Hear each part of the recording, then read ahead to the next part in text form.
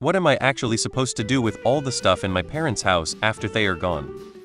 Remember, it's the memories that are important, not the stuff. It will be hard, but you're best putting together something like a memory box, perhaps with pictures that you have taken and getting rid of anything you don't really need or have space for. My own mother tried to keep everything from her own parents, and it eventually turned into a hoarder situation, probably triggered exacerbated by grief that affected her quality of life. She's now passed and I'm having to try and get the house cleared. It's pretty bad. If you have things in your own home that you aren't attached to, you can switch them out. Like, sell or donate your own couch and move hers to your place. That sort of thing. You'll throw in another perspective. You were so lucky to have all of those great memories with those items.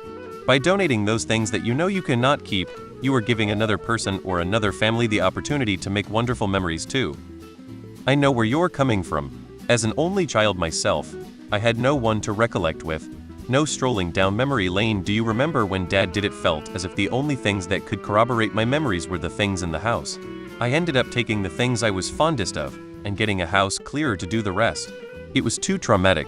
I took way too much and should go through it and chuck some away, but it's very difficult when it feels like you're throwing the memories out with the tat. I get it. I'm a nostalgic person too, and parting with things is tough. And clearing out parents' stuff can be overwhelming anyways. We accumulate a lot of stuff. So a few thoughts. 1. Prioritize. Ultimately your goal is remembering your parents and certain moments. So if the coffee table does that and you need a coffee table, awesome. But maybe just the centerpiece of the coffee table evokes the same memories. Maybe you don't need the whole dining table, you just need the holiday placemats, and once a year when you bring those out you'll feel nostalgic. Maybe let yourself start with a list of 100 items from the house, and each day strike 5 off the list. Do you really need that hose? Do you love it as much as that picture frame? Do you love it more than that desk? 2. Find other ways to keep the memories. Maybe do a video walkthrough of the house, recounting memories you have in different places. Or if possible, do a walkthrough with your parents while still alive so you get their voices and memories too. Or take pictures and put together a photo book or two with the different things and little stories written down. That will compact a whole house into a few books on a shelf. But also will preserve the stories and memories for future generations too. Take pictures of everything and then donate it. Put them in a nice album, and when you want to look back with fond memories, get your albums out. Currently doing this with my mom for my tia aunt who just died.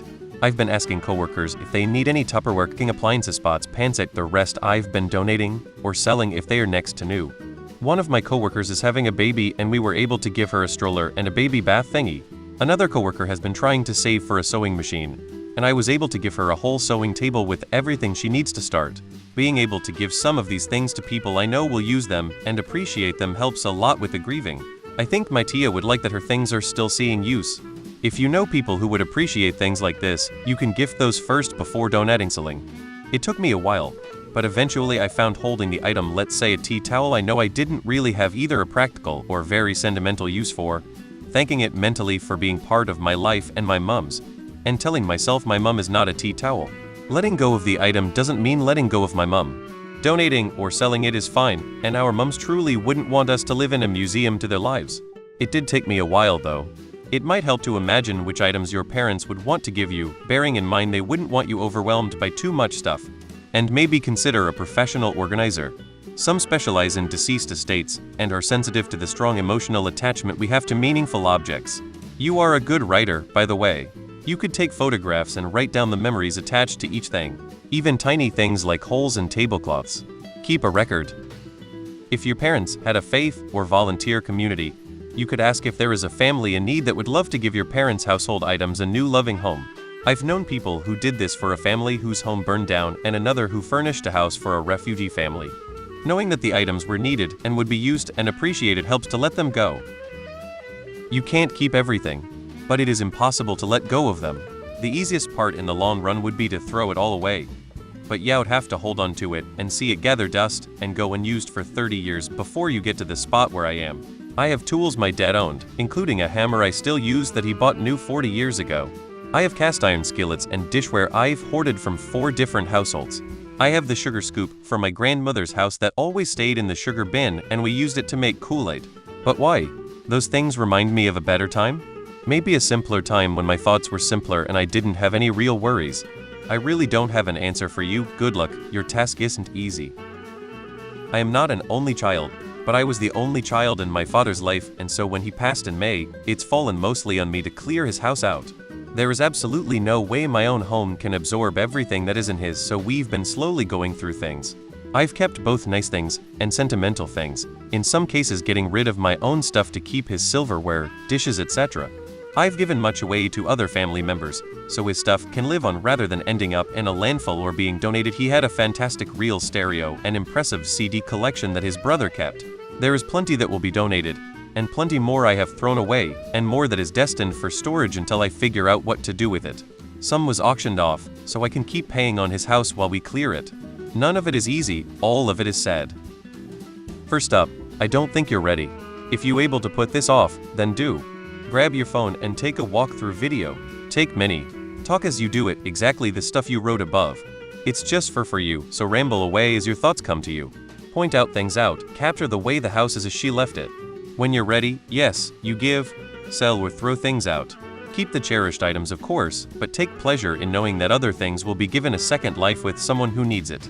I too dread the day. When my parents died, we siblings sold what we could and donated everything else, other than specific items we each wanted to keep. It's the memories, not the stuff. My dad has had such an incredibly hard time letting go of his parents and siblings' things. I'm talking borderline hoarding it. He refuses to get rid of things because he thinks of them. He cried when I suggested we get rid of his sister's broken hair dryer from the 70s.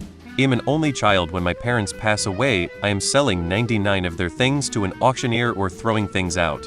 I have pictures. I keep the small stuff, not every little thing I need to hold on. My grandparents raised me and my brother. When they passed, we had a similar dilemma. What we ended up doing was replacing a lot of the newer things we had bought for our homes with things from theirs that we grew up with. Now my place feels way more like home since almost everything has a fond memory attached to it. The old blankets from my childhood still smell like that house. Even after washing, smells like decades of coffee roasting every morning and grandma's baked bread. Smells like home to me. The stuff we didn't need right away, but wanted we stored in our basements, attics, and garages. The rest we sold in an estate sale. Take pictures of all these little things, make a collage, and frame it. Then have an estate sale. Cherish the memories forever. I hope you find peace on your healing journey. Pass it along to people who can use it. When my mom was near the end, I gave away so much of her stuff to people that could use it, and that needed it. I didn't tell her, because I think the stress of losing all that stuff would be more than she needed to deal with, and would outweigh the thought about the benefits that it provided for so many people. Literally hundreds of people were helped out with free clothing. Some were women needing clothes for job interviews, kitchenware, furniture, etc. Pictures are lightweight, so take some pictures so that you can reminisce, but the object can go to someone else to use. I feel you. This post made me cry. What wonderful parents you must have had. It's not easy, and yes, there are memories attached to every item. But try to look at it this way. A hose is not pretty and is just a tool that will wear out. You can't possibly keep all the stuff, so focus on a few, very few keepsakes that will last. Some examples: a piece of furniture, a piece of art, that tablecloth you mentioned, maybe a mug or a serving dish that you like.